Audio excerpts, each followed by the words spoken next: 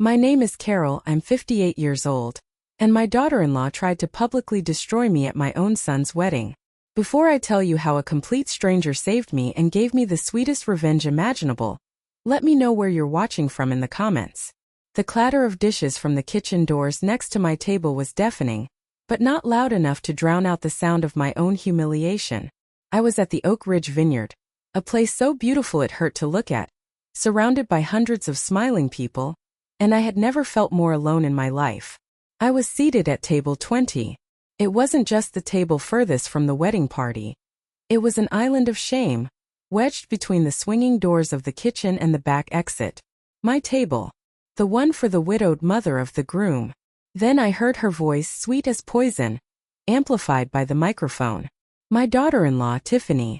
And of course, she chirped, a brilliant, fake smile plastered on her face as she scanned the room, her eyes landing on me.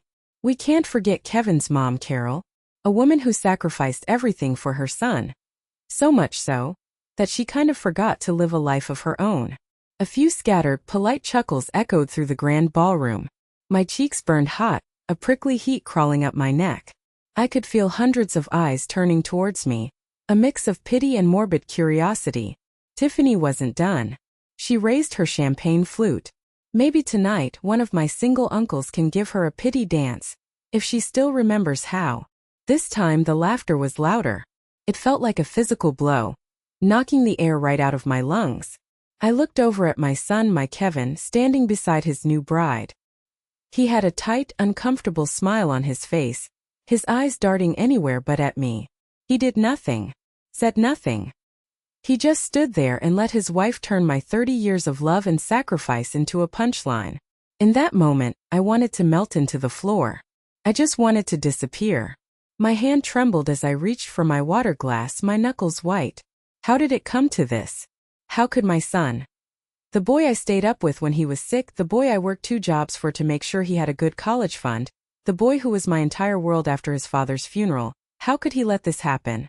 My mind spiraled back 6 months, to a crisp autumn day that had started with so much promise. Kevin had called me, his voice buzzing with an excitement I hadn't heard in years. Mom, are you sitting down? I have news. Big news. I was in my little flower shop, surrounded by the sweet scent of lilies and roses. I'm always sitting down for you, honey. What is it? I asked Tiffany to marry me, he said, and my heart just soared. She said yes. Oh, Kevin. That's wonderful. I cried, genuine tears of joy welling in my eyes. After his father passed away so suddenly all those years ago, my deepest wish had been for Kevin to find someone to build a life with, someone who would love him as much as I did. Tiffany came from a wealthy family, a world of promotions and inheritance that was completely foreign to me. But all that mattered was my son's happiness. I can't wait for you to really get to know her, Mom. You're going to love her, he'd said. And I believed him. I wanted to believe him more than anything. The first dinner was set for a week later at one of those fancy downtown restaurants where the menus don't have prices. I spent 2 days worrying about what to wear, finally settling on a simple navy blue dress that I thought was elegant. I arrived early, my heart fluttering with nervous excitement.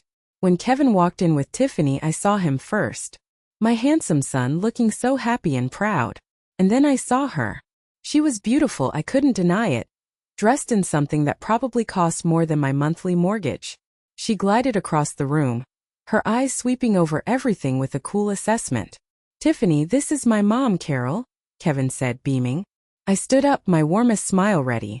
It's so wonderful to finally meet you properly, Tiffany. I've heard so many amazing things. I extended my hand.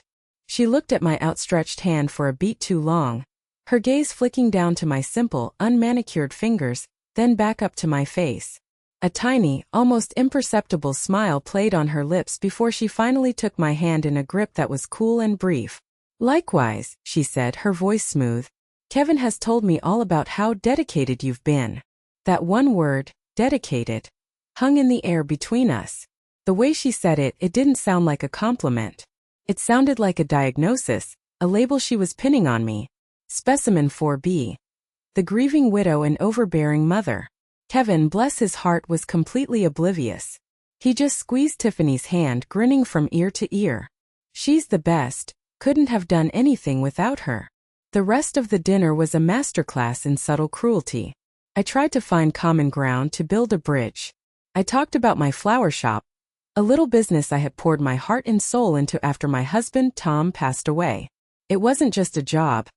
It was the thing that saved me. The place where I could create life and beauty out of my grief.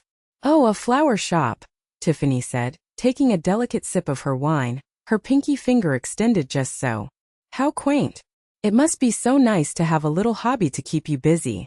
"It's a bit more than a hobby," I said, my smile feeling stiff and unnatural on my face. "It's a full-time business. I have 3 employees and we handle events all over the county." "Of course," she said, her eyes flicking over to Kevin with a look that said, "Isn't she adorable trying so hard? It's just so traditional." I was telling Kevin just the other day, with his new promotion and that incredible salary, maybe you could finally retire. Sell the shop. We could set you up in a lovely condo in Florida. You deserve it after, well, everything. Every single word was a perfectly wrapped insult, tied with a bow of fake concern. She was telling me my life's work was a trifle, that my son should be my new retirement plan, and that my entire life was a tragedy that needed to be escaped from. Kevin just nodded along eagerly. "We could make that happen, Mom. You wouldn't have to worry about a thing." He thought he was being a good, dutiful son. He didn't see that Tiffany wasn't offering me a vacation. She was offering me an exile. She was trying to neatly pack me away, put me on a shelf thousands of miles away where I wouldn't interfere with their perfect modern life. The weeks that followed were a steady drip of poison. A shopping trip for a dress for the wedding turned into an exercise in humiliation. She took me to a boutique on Oak Street, a place where the price tags had more zeros than my bank account balance. She'd hold up silk dresses saying, "Oh, Carol, this would be divine on you," knowing full well I couldn't afford a single button on them. I ended up buying a simple, elegant dress from my favorite department store, and when she saw it, she just smiled tightly and said, "It's very sensible." Then came the incident with the locket. The moment the cracks in our fragile piece shattered completely. Tiffany had insisted on coming over to my house to help me go through old photos for their engagement party slideshow. My home is small, cozy, and filled with memories. It's not a mansion like her parents' place, but every corner holds a story. She walked through it like a health inspector, her eyes scanning my worn but comfortable furniture with a look of clinical detachment. "We should really get these walls painted," she murmured, running a perfectly manicured finger over the living room wall. "A nice grayish would really open up the space and increase the resale value." She was already planning on how to sell my home. I was trying to be gracious, trying to find the generous spirit my mother had always told me to lead with. I pulled out a heavy box of old photos, the scent of aged paper filling the air. As I sifted through them, my fingers brushed against the familiar cool metal. My silver locket. It was the last gift Tom ever gave me, just a month before the accident that took him from me. It wasn't fancy, just a simple oval with a small C engraved on the front, but it was my most treasured possession. Inside was a tiny faded picture of him, smiling that easy smile of his eyes crinkling at the corners. "This was from my Tom," I said, my voice softer than I intended. I opened it to show her the picture, a little piece of my heart exposed. Tiffany leaned in, her expression unreadable.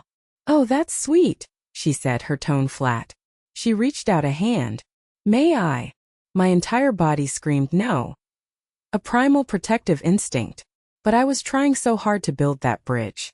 I ignored my gut and placed the locket into her open palm. She held it for a moment, her thumb tracing the engraving. Then as she was handing it back, her hand seemed to jerk. The locket slipped through her fingers, falling in what felt like slow motion before hitting the hardwood floor with a sickening little crack. I gasped and bent down, my knees protesting. Picked it up. A deep, ugly dent marred the silver, and the delicate glass over Tom's picture was a spiderweb of cracks. My heart felt like it had cracked right along with it. "Oh my goodness! I am so clumsy!" Tiffany exclaimed, her hand flying to her mouth in a perfect imitation of horror. "Carol, I am so sorry." But as I looked up at her, my eyes blurry with instant hot tears, I saw it. Just for a split second, before she could arrange her face into a mask of deep concern. A flash of pure, unadulterated triumph in her eyes. A smirk. I just stared at her, the broken locket cold in my hand. I couldn't speak. All I could do was look at the shattered image of my husband's smile. Later that night, my voice shaking, I tried to tell Kevin what happened. I didn't accuse her. I just told him how much the locket meant to me, how it was the one piece of his father I had left. His response was a punch to the gut. "Mom, it was just an accident," he said, his voice tinged with an impatience that was new and sharp. "Tiffany feels absolutely terrible about it. She was crying on the phone to me. She said she'd buy you a new one. A much nicer one, actually. From Tiffany and Company. A new one." He didn't understand. He didn't get that it wasn't about the monetary value, the brand name, the empty gesture. It was about the memory. It was about his father. And in that moment, as he defended her so quickly, so thoughtlessly, I felt a cold dread creep into my heart. It wasn't just the locket that had been broken. Something between my son and me had been shattered, too.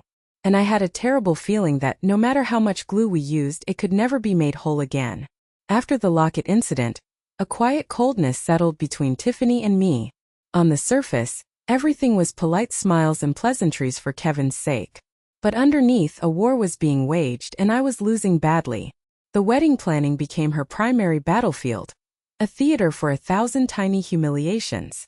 She and her mother, Eleanor, a woman who looked like she was born wearing pearls and a look of mild disapproval, took over completely.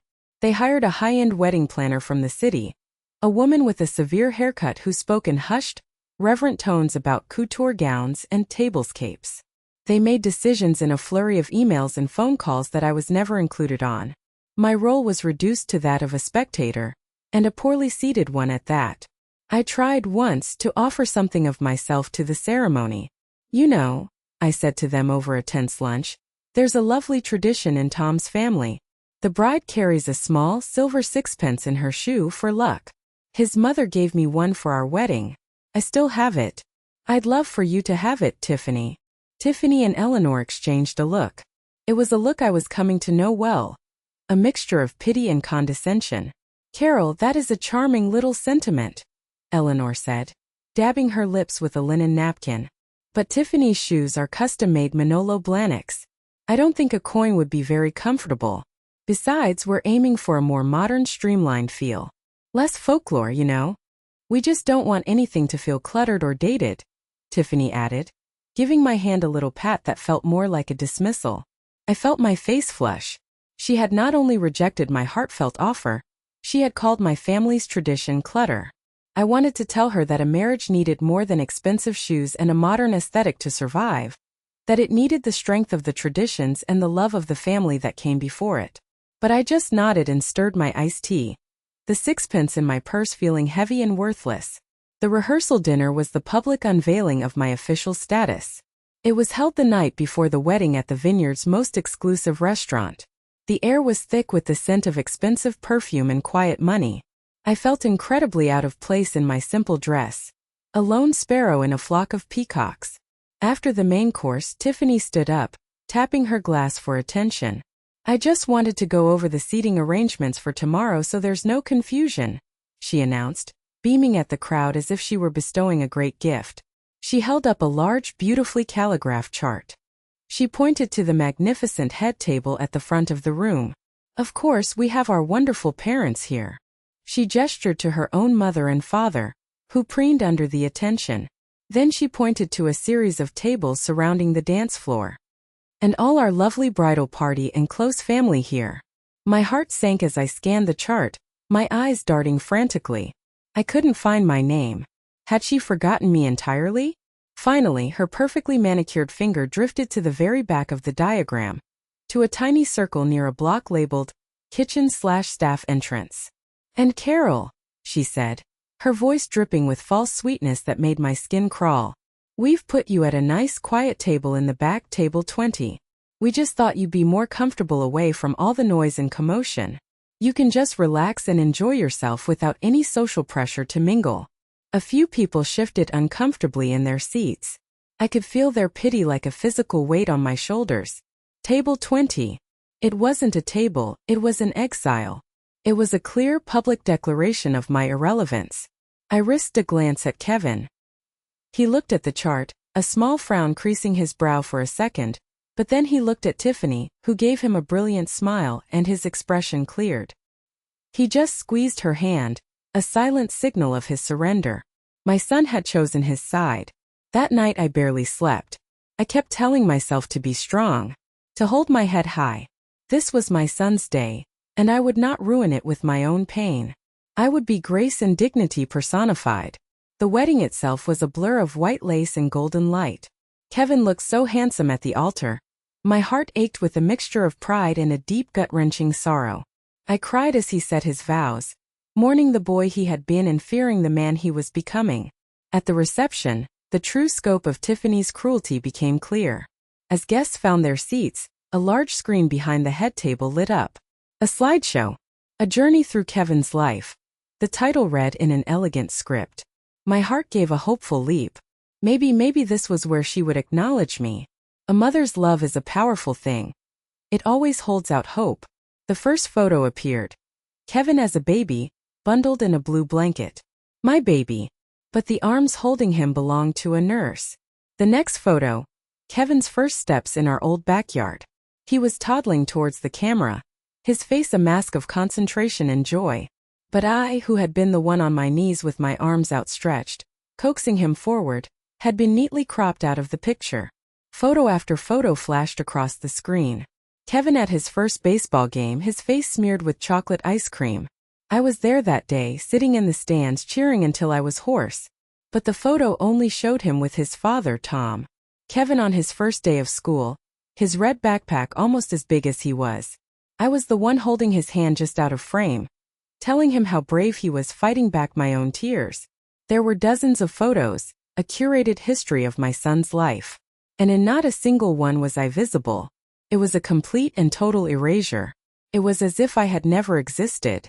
The only maternal figure present was Eleanor, Tiffany's mother, who appeared in a few photos from recent holiday gatherings, smiling regally beside him. I sat there at table 20, next to the clattering kitchen doors, and I felt myself go numb, a coldness spreading through my veins. This wasn't an oversight. This was a statement. It was a calculated, vicious act of psychological warfare. She hadn't just seated me in the back. She had wiped me from my son's history. I watched Kevin watch the screen, a nostalgic, happy smile on his face. He didn't even notice. He didn't see that his own mother, the constant in his life, was missing. The slideshow ended to thunderous applause. I just sat there, my hands clasped tightly in my lap, trying to remember how to breathe. I thought that was it. I thought the humiliation had reached its peak, and I just had to endure the rest of the night in my invisible corner. But I was wrong. I was so wrong. That's when Tiffany stood up, took the microphone from the band leader, and smiled that brilliant, deadly smile. My world had shrunk to the size of that small, rickety table. The laughter from Tiffany's speech echoed in my ears, a cruel symphony playing just for me. My purse was on my lap, and my fingers tightened around the strap. I was going to do it. I was going to stand up, walk through the mocking crowd with my head held as high as I could manage, and I was going to leave. I would cry in the car. I would let my heart break in the privacy of my own home. But I would not give her the satisfaction of seeing me crumble here. I had just started to push my chair back, the legs scraping softly against the polished floor, when a shadow fell over me. A man was standing by my table. I hadn't seen him approach. He was older, perhaps in his early 60s, with a mane of distinguished silver hair and eyes that were a surprisingly kind shade of blue.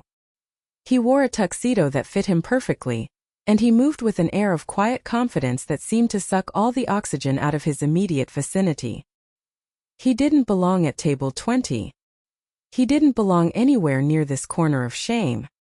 He pulled out the empty chair beside me, the one that had been a glaring symbol of my solitude all night, and sat down as if it were the most natural thing in the world.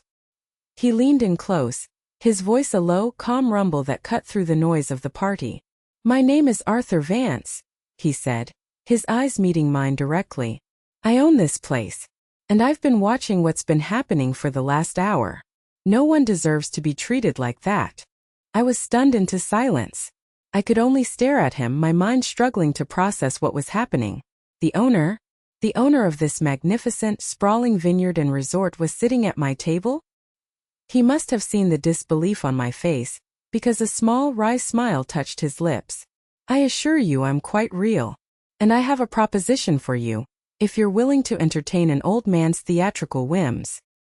He leaned in even closer, his voice dropping to a conspiratorial whisper. "Let's give them a show they won't forget. For the rest of the night, I want you to act as if you are with me. Not as a guest, but as my personal esteemed companion." He paused, his gaze intense. "Pretend you're with me." My mouth opened but no words came out. Why? I finally managed to stammer. "You don't even know me." "I know enough," he said simply.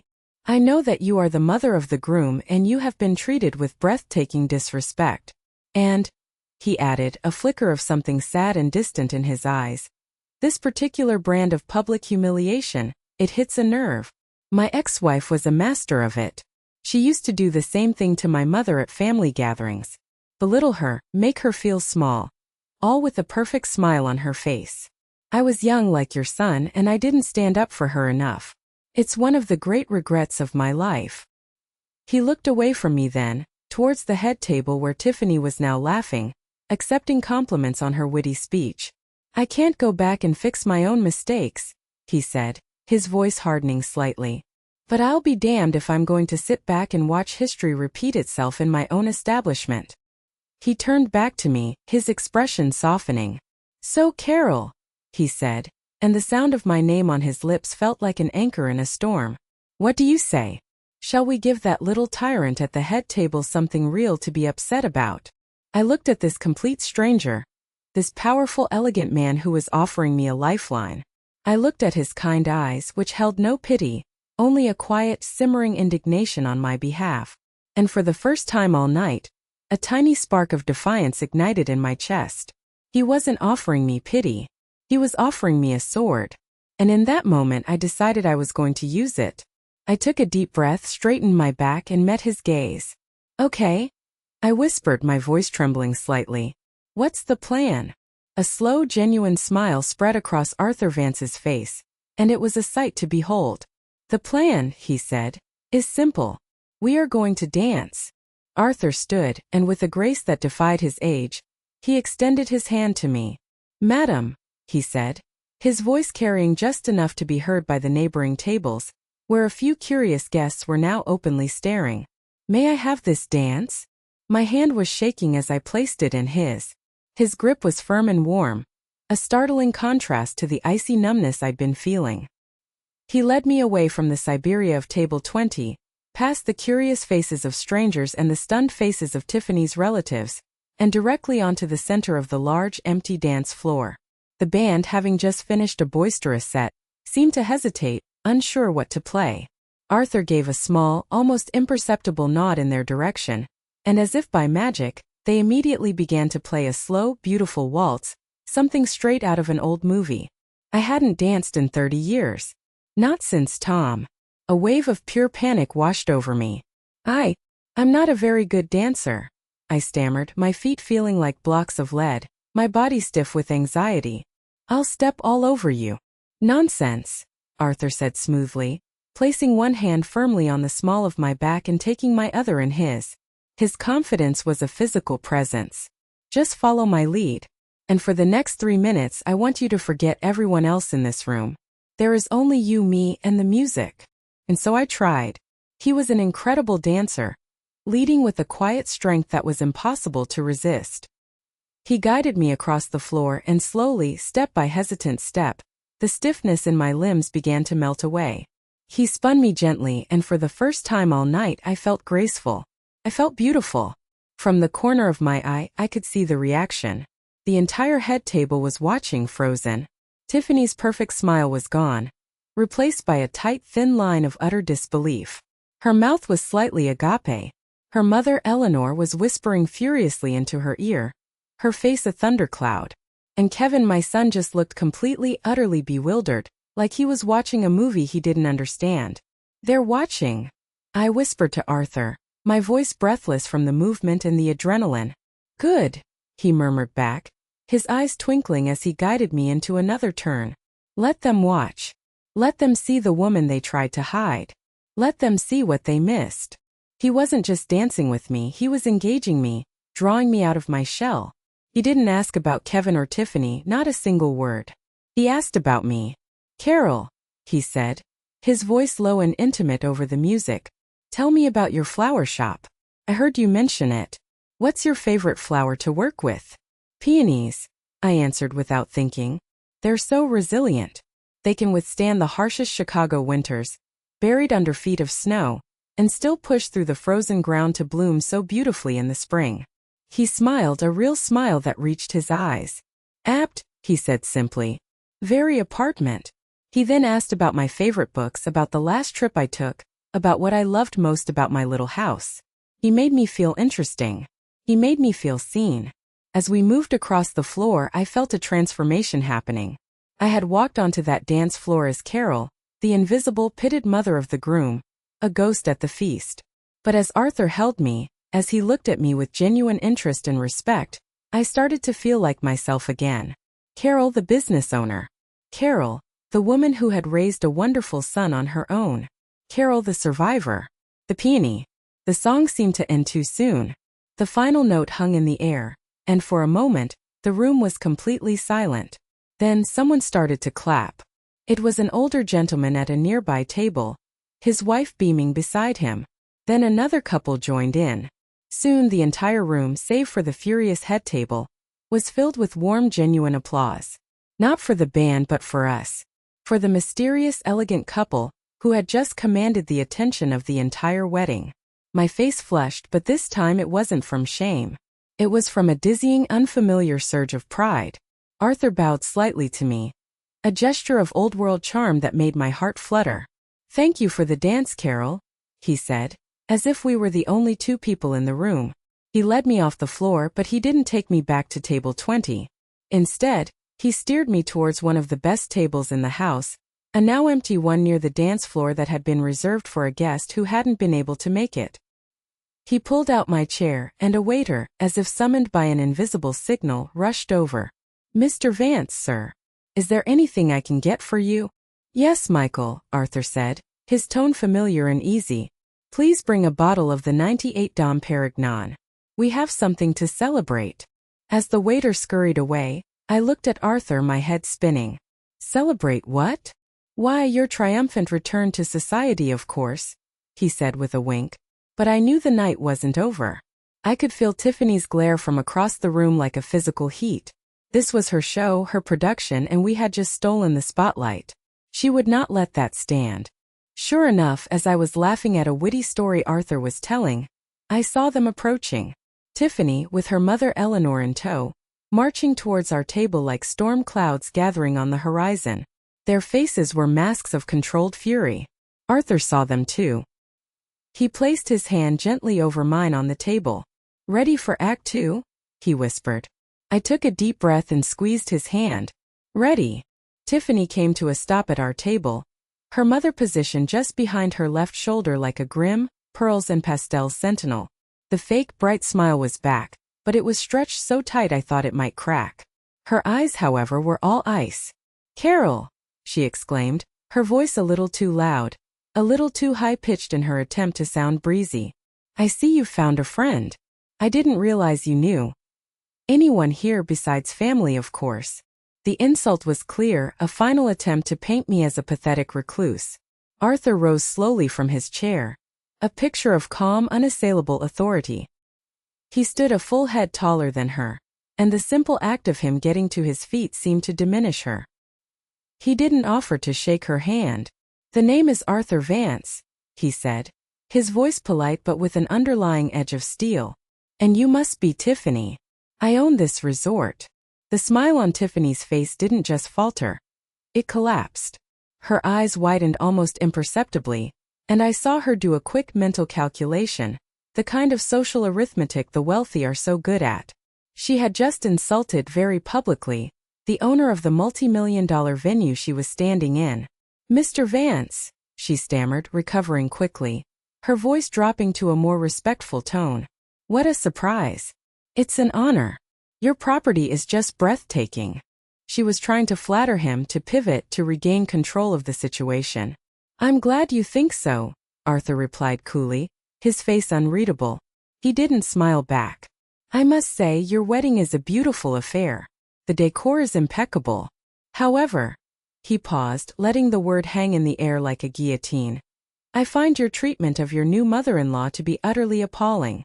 A collective gasp went through the nearby tables, where several guests had stopped talking to listen. Tiffany's face, which had been pale, now turned a blotchy, furious red. I beg your pardon, she whispered, all pretense of confidence gone. Oh, I think you heard me, Arthur said. His voice still quiet but now carrying a weight that commanded the attention of everyone within earshot. I was standing near the back when you gave your little speech. The one where you mocked this woman for a lifetime of sacrifice. The one where you turned her love for her son into a joke for a room full of strangers. He took a step closer, and Tiffany involuntarily took a step back, bumping into her mother. Let me tell you something about the world I live in. The world you so desperately want to be a part of. It's built on relationships, on respect, on character. A person's true worth isn't measured by the balance in their trust fund or the label on their dress, but by how they treat those they have power over. And tonight, you showed everyone in this room your true character. And frankly, it's bankrupt. Eleanor, Tiffany's mother, finally found her voice, bristling with indignation. Now see here, Mr. Vance, she began, her tone haughty and sharp. This is a private family matter. You have no right. This is my property, Eleanor. Arthur cut her off, his voice dropping another octave, and for the first time I heard real, cold menace in it. And on my property I do not tolerate bullies. You raised a daughter who thinks cruelty is a form of entertainment and that class is something you can buy. You should be ashamed. He then turned his gaze from the two stunned women and found my son, who had drifted over, drawn by the commotion like a moth to a flame. Kevin looked like a deer in headlights, his eyes wide with confusion and panic, darting between his furious wife and this powerful stranger. He started to say something, a weak defense bubbling to his lips. Look, I think there's been a misunderstanding. No, Kevin. There has been no misunderstanding, Arthur said, his tone softening slightly but still firm. He walked over to him, placing a hand on his shoulder. Your mother is an extraordinary woman. I've only known her for an hour, and I can see that. She raised you, supported you, probably sacrificed dreams you'll never even know about to give you the foundation to become the man you are today. And you stood by and let your new wife publicly tear her to shreds. Kevin opened his mouth, then closed it again. He looked from Arthur's stern, disappointed face to Tiffany's crumbling one, and then, finally, he looked at me. For the first time all night he really looked at me. And I saw a flicker of the boy I raised in his eyes. A flicker of deep, gut-wrenching shame. Arthur wasn't finished. Let me give you some free advice, son. The measure of a man is not the title on his business card, or the pretty woman on his arm. It's his integrity. It's his loyalty. A real man protects his family. All of his family. And you should know that a man who doesn't respect the woman who gave him life will never truly respect the woman he has chosen to spend his life with. Think about that during your honeymoon. He gave Kevin's shoulder a final firm squeeze and then walked back to me. The entire area around our table was dead silent. You could have heard a pin drop on the plush carpet. The music had faltered and then stopped. The waiters had frozen in place. Everyone was watching the public implosion of the head table. Tiffany looked like she had been slapped. Her perfect wedding, her perfect moment of triumph, had been hijacked and dismantled right in front of her entire social circle. Arthur calmly sat back down at our table. He picked up his champagne flute, the bubbles sparkling in the soft light. He looked directly at me, ignoring everyone else, and raised his glass. To Carol, he said, his voice once again calm and clear, but loud enough for all to hear. A woman of grace, resilience, and immense character. He took a sip, his eyes never leaving mine. It was a checkmate. A flawless, public, and utterly devastating checkmate. And the queen had just been toppled from her throne. The aftermath was awkward and glorious. Tiffany, for the first time in her life, was utterly speechless. She simply stood there, her face a mask of fury and humiliation, before grabbing Kevin's arm in a vice-like grip and practically dragging him back to the head table. The party tried to restart, the band gamely launching into an upbeat tune, but the energy had irrevocably shifted. The carefully constructed facade of perfection had been shattered, and everyone in the room had seen the ugly reality underneath.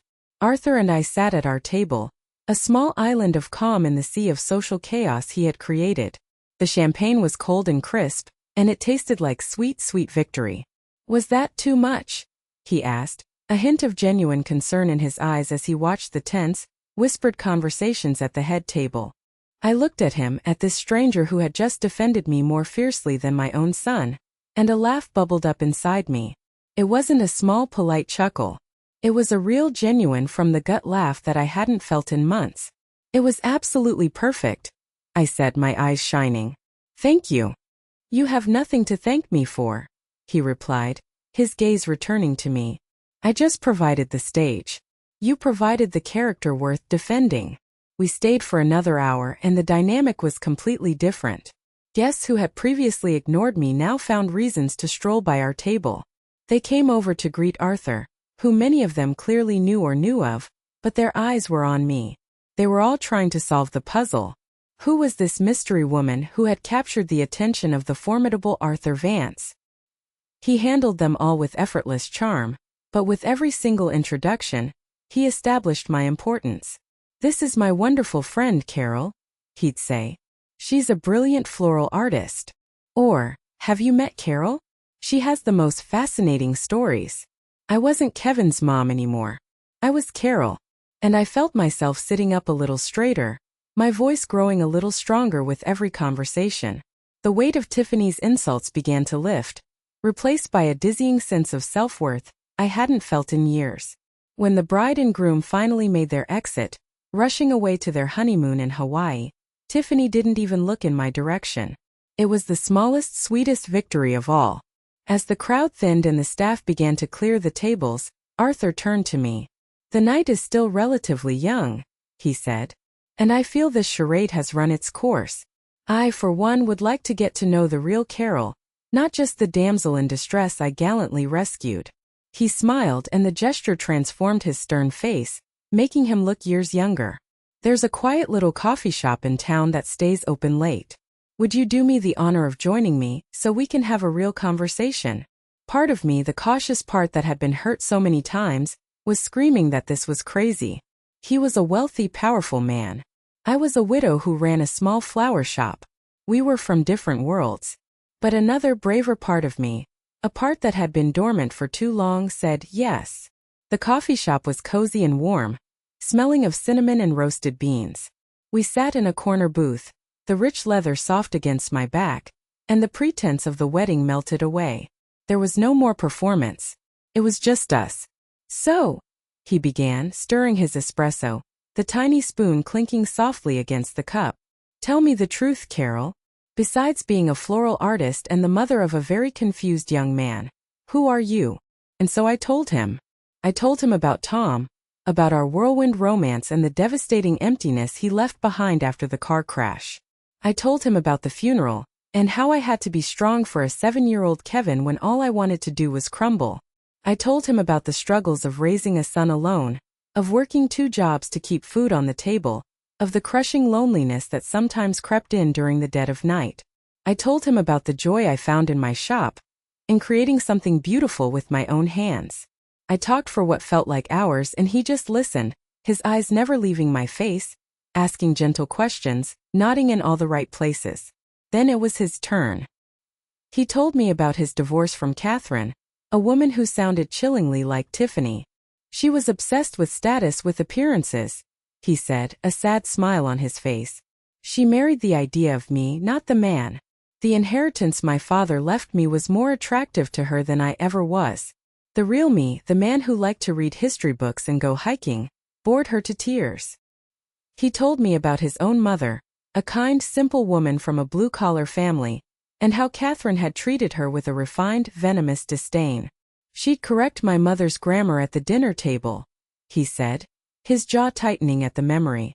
She'd buy her expensive gifts that she knew my mother would be too uncomfortable to use. It was death by 1,000 cuts. And I let it happen for too long. I was focused on my career, on getting another promotion, on building the business. I told myself I was too busy to fight those battles at home. It wasn't until my mother's funeral that I realized how much I'd let Catherine isolate her. That was the beginning of the end for us. I hired a lawyer the next week. He sighed, looking into his cup as if the past were reflected there. That's why tonight, when I saw that girl doing the same thing to you, using her social standing as a weapon, it was like a ghost from my past had reappeared. I couldn't just stand by. Not again. We sat in silence for a moment, the unspoken understanding passing between us. We were two different people from two different worlds, but we were bound by the same kind of scar. The scar left by people who were supposed to love us but who chose to hurt us instead. It sounds like, I said softly, we've both had to learn how to be resilient. He looked up at me, and his smile was genuine and warm and sad all at once. Like a peony, he said. And in that quiet little coffee shop, long after midnight, I felt a connection with this man that was deeper and more real than anything I had felt in 30 years. The night had started with a fake relationship to salvage my pride, but it was ending with the very real possibility of a new beginning. Arthur insisted on driving me home. The ride through the quiet, sleeping suburbs was comfortable, but it wasn't silent. We talked about simpler things. Favorite movies, the nightmare of Chicago traffic, the best place to get deep dish pizza. It was easy, normal, a startlingly wonderful feeling after the high drama of the evening. When he pulled up to my small, neat house, the one that Tiffany had deemed in need of a neutral gray makeover, he didn't just drop me off at the curb. He turned off the engine, the sudden quiet making the car feel incredibly intimate. The only light came from a single flickering streetlight down the block. Well, I said, my voice a little shaky as I gathered my purse. Thank you. For everything. The dance, the champagne, the checkmate. It was my pleasure, he said, turning slightly in his seat to face me. The faint glow illuminated the lines around his eyes, lines of laughter and of worry. More than you know, Carol.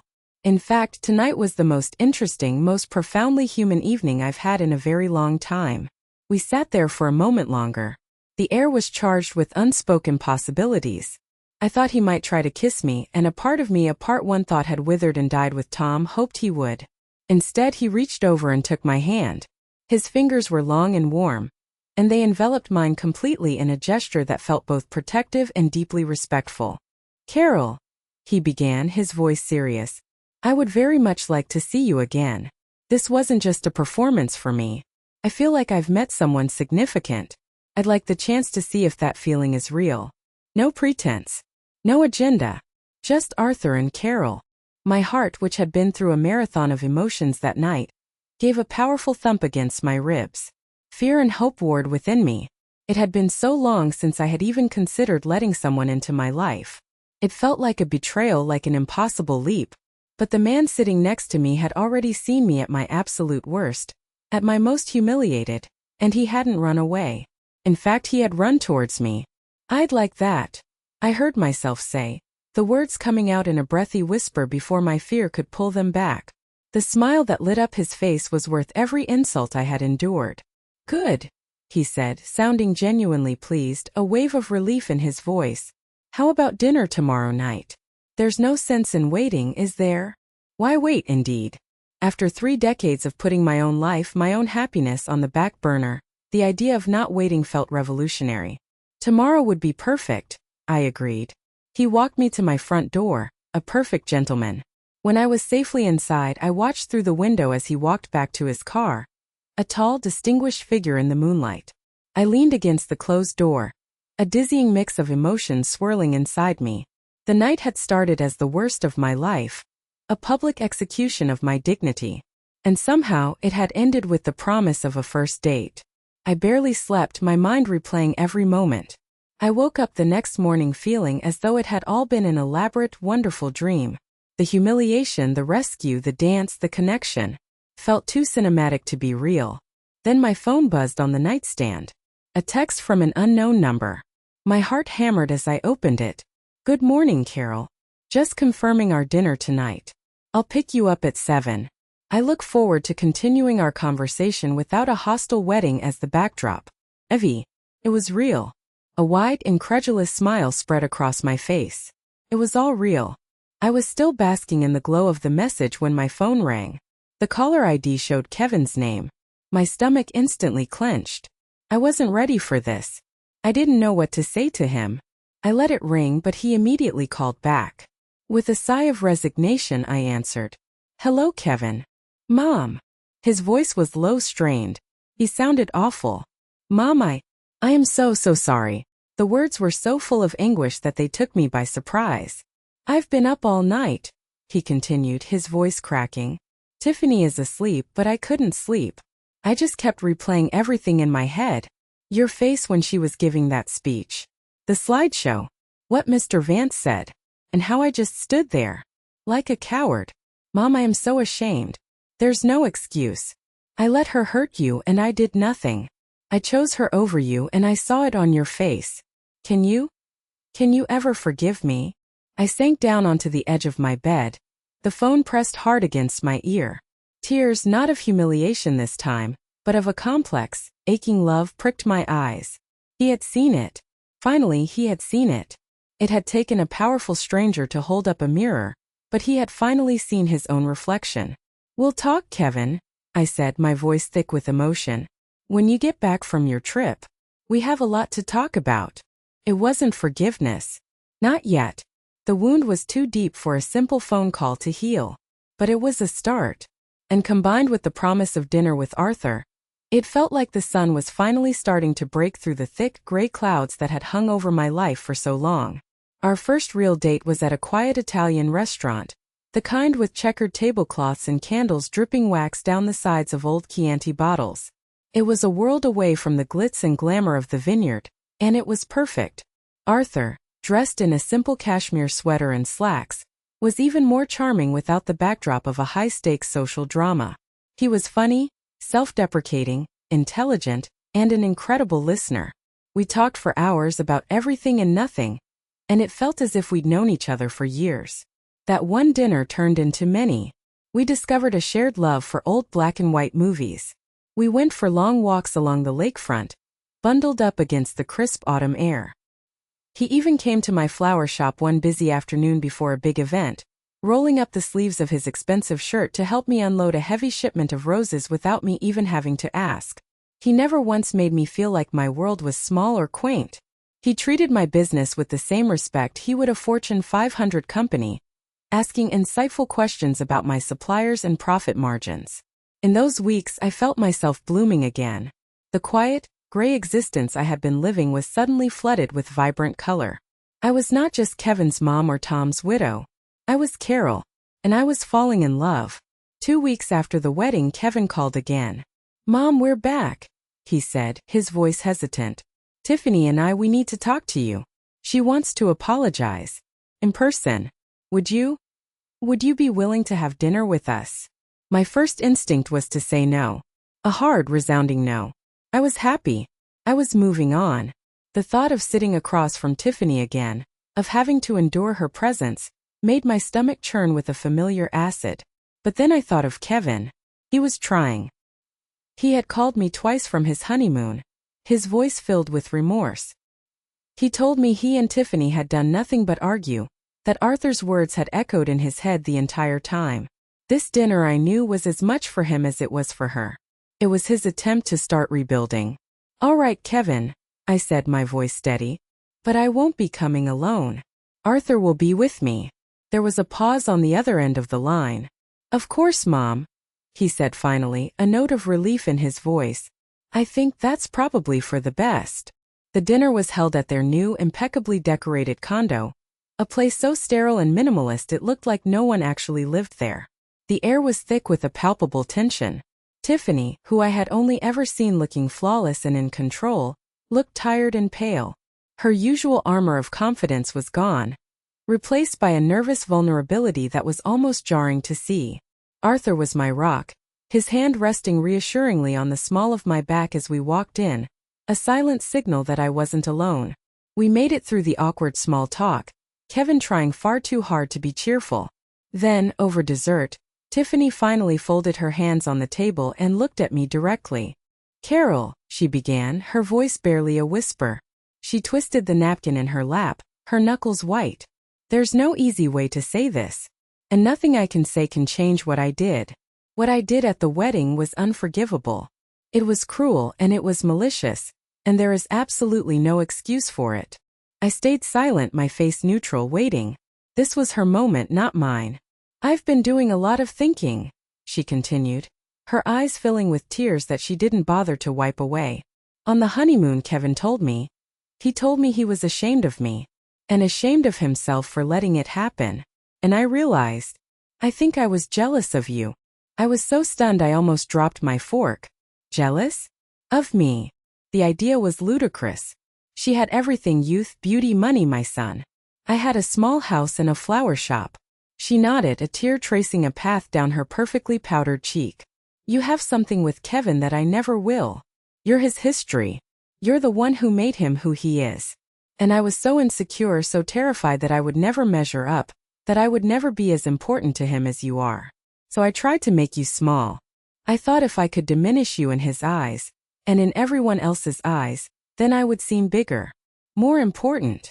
She finally looked up, her gaze pleading. It was monstrous. And I am so sorry. I looked at this young woman, this girl who had caused me so much deep, searing pain, and for the first time I didn't see a villain. I saw a scared, insecure child lashing out from inside a grown woman's body. It didn't excuse her actions, not by a long shot. But for the first time it explained them. I thought about all the years of anger I could hold on to. I could make her pay for what she did for the rest of her life. I could hold it over her head, a constant reminder of her cruelty, a weapon I could wield whenever I chose. Or I could choose a different path. Not for her, but for me. And for Kevin. I took a deep breath. Tiffany, I said, my voice even and calm. I appreciate you saying that. And for Kevin's sake and for my own peace, I accept your apology. A wave of visible relief washed over her face. But I wasn't finished. But I want you to understand something, I continued, leaning forward slightly, my gaze unwavering. An apology doesn't erase what happened. Trust is like a pane of glass. Once it's shattered, you can try to glue the pieces back together. But the cracks will always be there. It will take a long time to rebuild. I let that sink in before delivering my final thought. I looked her straight in the eye, and for the first time I felt no fear, only a calm, unshakable strength. And you should also know, I said, a small, knowing smile playing on my lips, that your grand plan to make me small backfired in the most spectacular way imaginable. Your cruelty, your calculated attempt to humiliate me, was the very thing that brought Arthur into my life. By trying to push me into the darkest corner of the room, you inadvertently pushed me directly into the light. So in a strange way, Tiffany, I suppose I have you to thank for the greatest happiness I've ever known. The look on her face was a priceless mixture of shock, confusion, and dawning horror. She had wanted to write my ending, to cast me as the tragic, lonely figure in her perfect story. But she had failed. I was no longer a character in her drama. I was the author of my own brand new chapter. And it was going to be a bestseller. The year that followed was a revelation. Life with Arthur was easy, filled with laughter and a deep, comforting sense of mutual respect and partnership. He celebrated my successes at the flower shop as if they were his own. When I landed a major contract to provide the weekly floral arrangements for a prestigious downtown hotel, he didn't just congratulate me. He threw a surprise party, inviting all my friends and employees. He stood in my small living room, raising a glass of champagne, and toasted me, not as his girlfriend, but as the sharpest and most talented entrepreneur I know. He took a genuine interest in my work, in the nuts and bolts of it.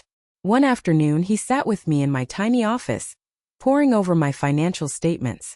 Carol, he said, tapping a spreadsheet, your profit margins are excellent, but your supplier costs are too high. You have leverage here. You're a loyal customer. You should renegotiate. He spent the next hour coaching me, giving me the kind of high-level business advice I could never have afforded. He even introduced me to his own business lawyer to help me draft stronger contracts for my corporate clients, ensuring I was always protected. He never made me feel small. He only ever wanted to help me grow. My relationship with Kevin and Tiffany found a new delicate balance. We saw them for holidays and occasional Sunday dinners. The conversations were polite, surface level. Tiffany was always on her best behavior, almost painfully so.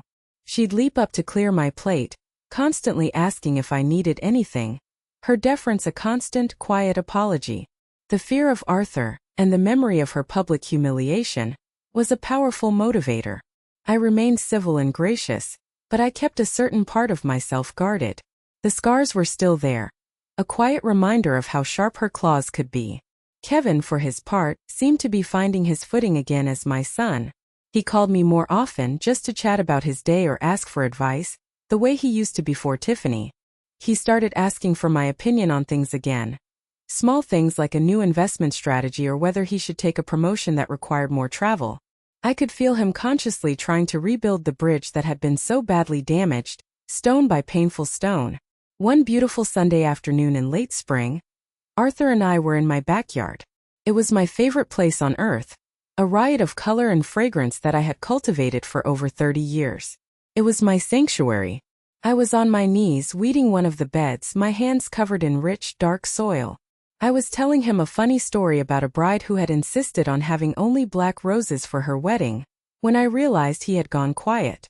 I turned around and my breath caught in my throat.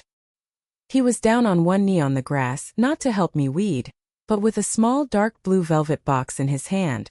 My hand flew to my mouth, smearing dirt on my cheek. My trowel clattered to the ground.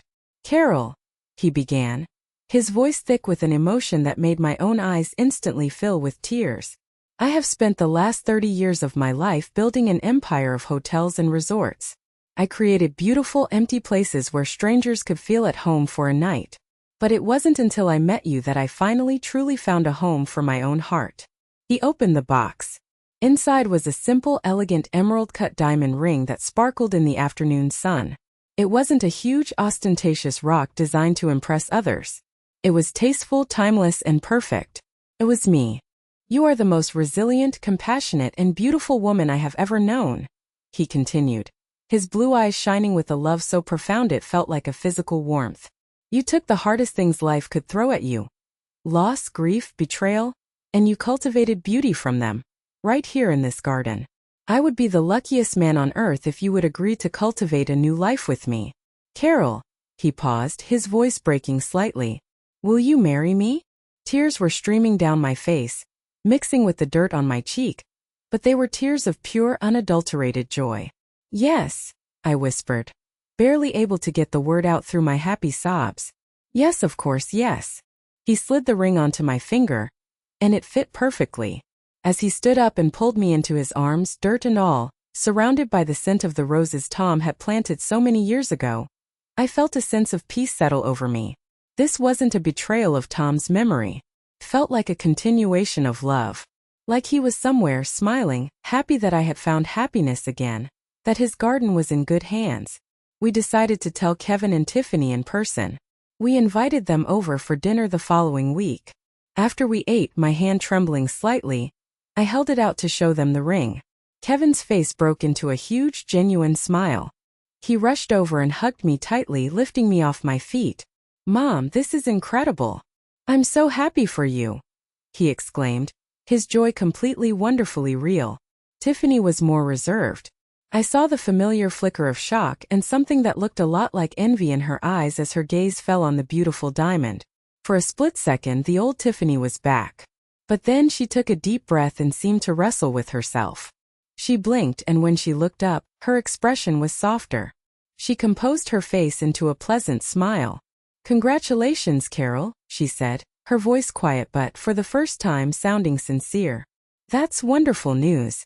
We're very happy for you both." I knew it was probably killing her on some level. The lonely, pathetic mother-in-law she had tried to discard had just landed one of the city's most respected and wealthy bachelors. The cosmic irony was almost too delicious. Later that night, after they had left, Arthur and I were cleaning up in the kitchen. He wrapped his arms around me from behind as I stood at the sink. "You know," he murmured into my hair, "I think our little Tiffany is finally learning a valuable lesson." "What's that?" I asked, leaning back against his strong chest, my new ring catching the light. "That the best revenge," he said, pressing a soft kiss to my temple, "is a life well lived." And I knew with a certainty that filled my entire being, that my well-lived life was just beginning. We decided against a big, splashy wedding. The memory of the ostentatious hollow display at the vineyard had left a bad taste in my mouth. Instead, we planned a small, intimate ceremony right in my backyard, the place where we got engaged, surrounded by the flowers I had spent a lifetime nurturing. We invited only our closest friends and family, about 30 people in all. It was a perfect day in early September, the sun warm on our faces, the air filled with the sweet scent of late-blooming roses. It was a day filled with real laughter, happy tears, and heartfelt conversations. Everything Kevin and Tiffany's wedding had not been. One of the most poignant moments of the day was when Kevin walked me down the makeshift aisle on the lawn. He had on a handsome new suit, and he looked so much like his father it made my heart ache. He squeezed my arm, his eyes shining with unshed tears. "You look beautiful, Mom," he whispered, his voice thick with emotion. "Dad would have been so proud." In that moment, standing there with my son, about to marry a wonderful man who had shown me life wasn't over, I felt a profound sense of healing. The final piece of the broken bridge between us clicked back into place. I had my son back. The years that followed were the happiest of my life. Arthur and I were true partners in every sense of the word. We traveled, seeing parts of the world I had only ever dreamed of. We worked, supporting each other's passions. We laughed, often and loudly. He cherished me in a way I had forgotten was possible, celebrating my strengths and patiently understanding my lingering insecurities. He never tried to change me. He only ever magnified the best parts of me. My relationship with my son's family continued its slow, cautious thaw. We settled into a comfortable routine of holidays and occasional Sunday dinners. We were family, but there was always a thin, invisible wall of glass between us, a remnant of the past that never fully dissolved. Tiffany remained polite, almost deferential, and I remained gracious but guarded. Then, about 2 years after our wedding, I got a phone call that would change everything. It was Tiffany. "Carol," she said, her voice sounding small and uncertain on the other end of the line. "Is now a good time?" "Of course, Tiffany. Is everything all right?" I asked, a little concerned. It was rare for her to call me directly unless it was about scheduling a family dinner. "Yes, everything's fine. It's just, well, Kevin and I have some news," she said. I heard her take a deep breath. "I'm pregnant." A wave of joy, pure and simple, washed over me. "Tiffany, that's wonderful news. Congratulations. I'm going to be a grandmother."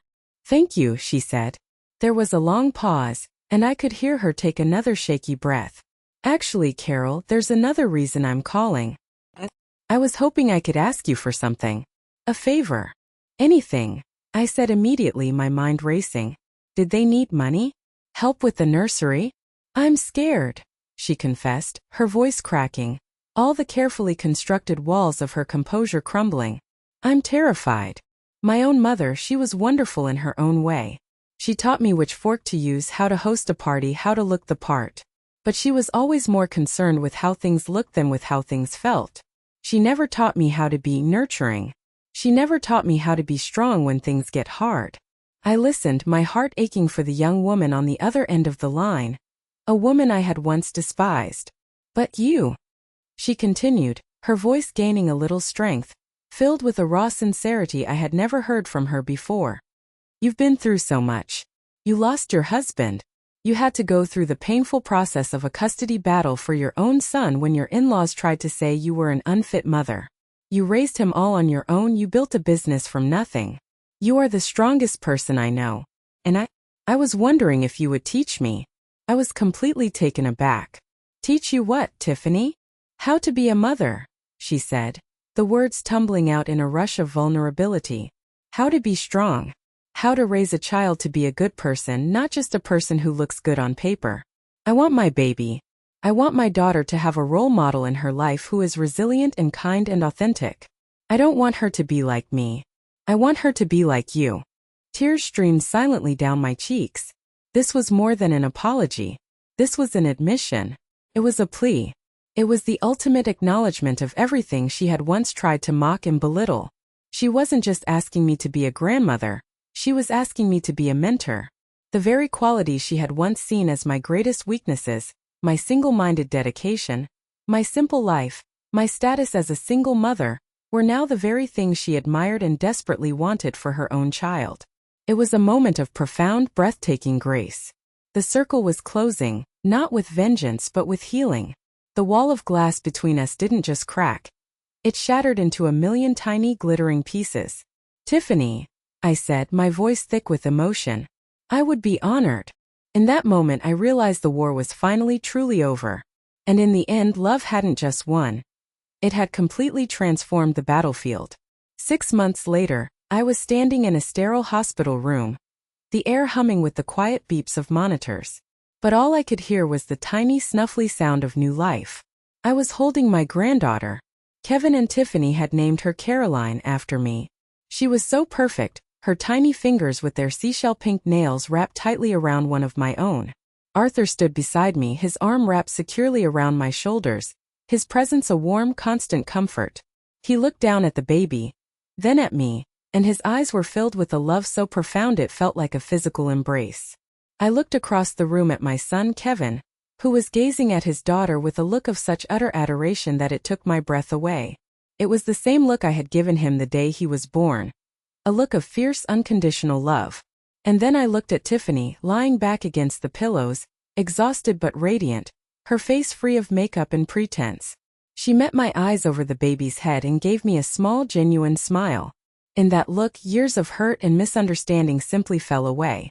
We weren't a mother-in-law and daughter-in-law with a complicated past anymore. We were just two women, two mothers bound together by our love for this tiny, miraculous child. Even Eleanor, Tiffany's mother, who was standing quietly in the corner, caught my eye and gave a small, respectful nod. It was a silent truce, a final admission that I had earned my place as the matriarch of this new blended family. The true circle hadn't been about revenge or justice. It had been about this. About healing. About creating a new, stronger family out of the broken pieces of the old one. Later that night, as Arthur and I walked out of the hospital under a canopy of stars, he squeezed my hand. 3 years ago, he said, his voice filled with wonder. If someone had told me I'd be married to the most incredible woman I'd ever met, and that we'd have a beautiful new granddaughter named after her, I would have said they were crazy. I leaned my head on his shoulder, the crisp night air feeling clean and new. Life is full of impossibilities that come true, I replied, my heart full to bursting. He smiled, that same devastatingly charming smile that had captivated me on the worst night of my life. Especially, he added, when they begin with a stranger whispering, "Pretend you're with me." As we walked to the car, I thought about the incredible journey that had brought me to this moment. The sweetest revenge wasn't seeing Tiffany humiliated, though I admit, there was a certain satisfaction in it. The real victory, the truest revenge, was this. It was standing here, loved, respected, and cherished, surrounded by a family that had been broken and was now finally whole. It was living a life so full of joy that the pain of the past was just a distant echo, a reminder of how far I had come. Thank you so much for listening to my story. Life can throw the most unimaginable challenges our way, often from the people we least expect. My question for you is, have you ever had a moment that started as your lowest point, but ended up leading you to your greatest strength? Please share your experiences in the comments below. Your story could be the hope that someone else needs to hear today. And if my story resonated with you, please give it a like and subscribe for more stories of resilience and hope. You are not alone.